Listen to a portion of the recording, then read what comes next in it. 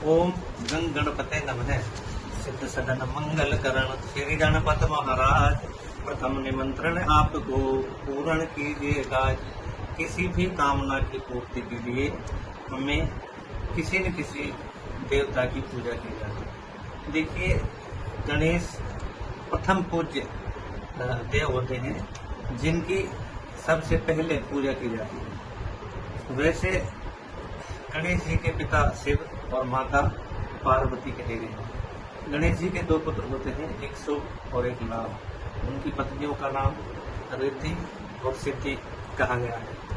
प्रथम पूज्य गणेश जी की उपासना बताई गई है, जो भारत में ही नहीं अपितु जापान, चीन, नेपाल इत्यादि देशों में की जाती है। देखिए, गणेश जी आदि गणेश जो प्राचीन समय से पूजे आदि गणेश हैं, उनके वृत्तांत के लिए ये बताना चाहते हैं। भगवान शिव और पार्वती की शादी में गणेश जी की पूजा की गई है। अब आप ये सोचेंगे कि गणेश पार्वती के पुत्र हैं, शिव जी के पुत्र हैं, लेकिन आदि गणेश जो कहे गए हैं उनकी पूजा शिव पार्वती के विवाह के समय में की गई थी। प्राचीन समय में श्री वेद व्यास जी ने महाभारत की रचना की थी, उसमें भी गणेश जी की पूजा की गई है।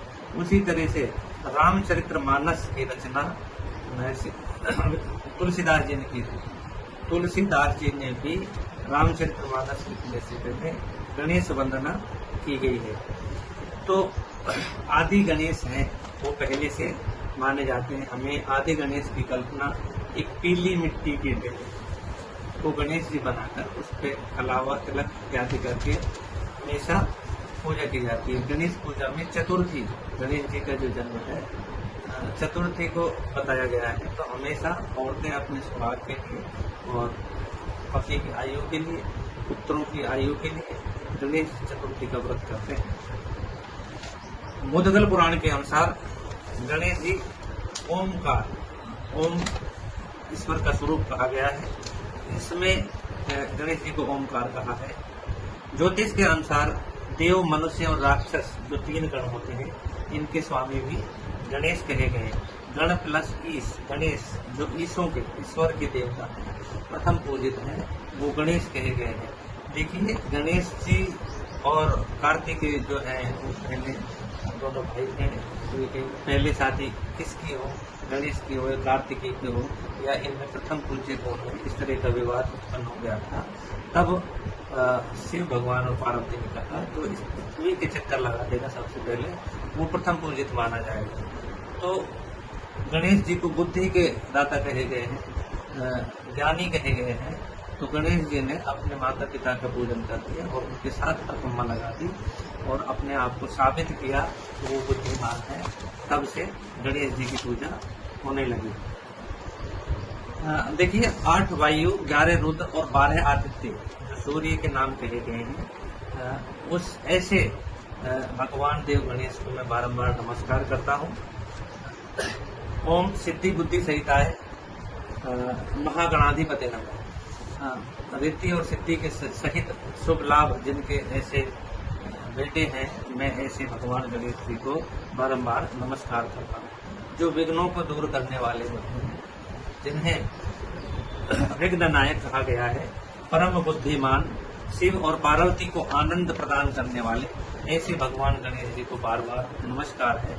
जो ज्ञान विज्ञान के प्रदाता, असुरों के संहारक हैं, सब मनोरथों को दूर करने वाले, गणेश पुराण में जिनसे सृष्टि की उत्पत्ति कही गई है, उनको हम बारंबार नमस्कार करते हैं, प्रणाम करते हैं। प्रथम पूज्य विघ्न विनाशक, चतुर्थी को जन्म लेने वाले, लक्ष्मी प्राप्ति के कारक।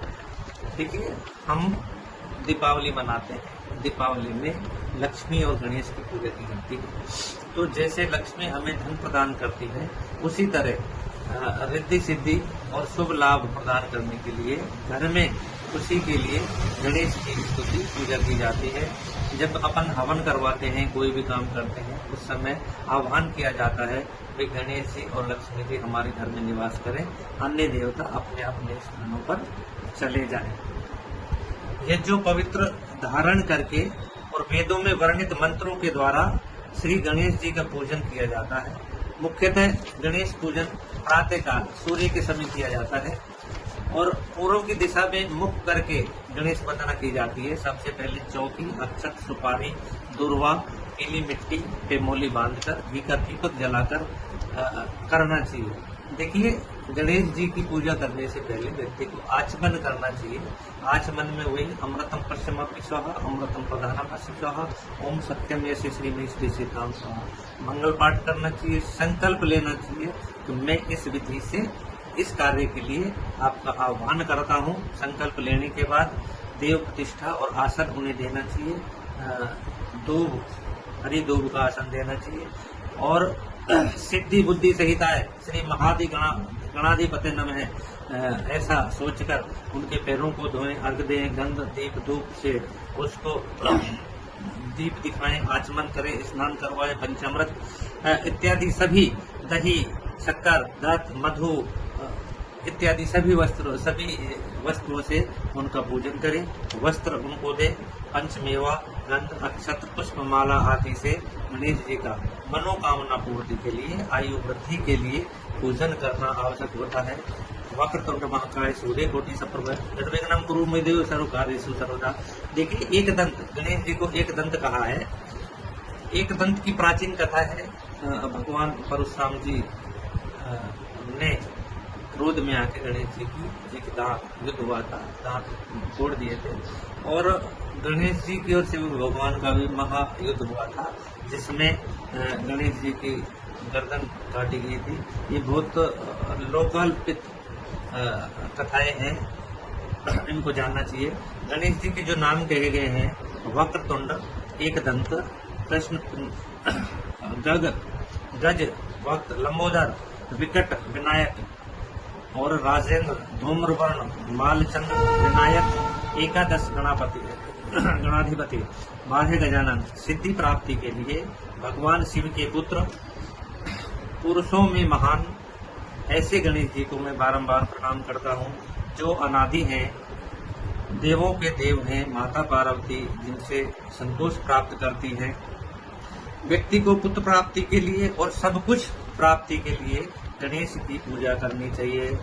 लक्ष्मी प्राप्ति के लिए, सुख प्रदान करने के लिए ऐसे बड़े पेट वाले आत्मज्ञान दाता हम गणेश जी को बारंबार प्रणाम करते हैं। ओम गणपतये नमः।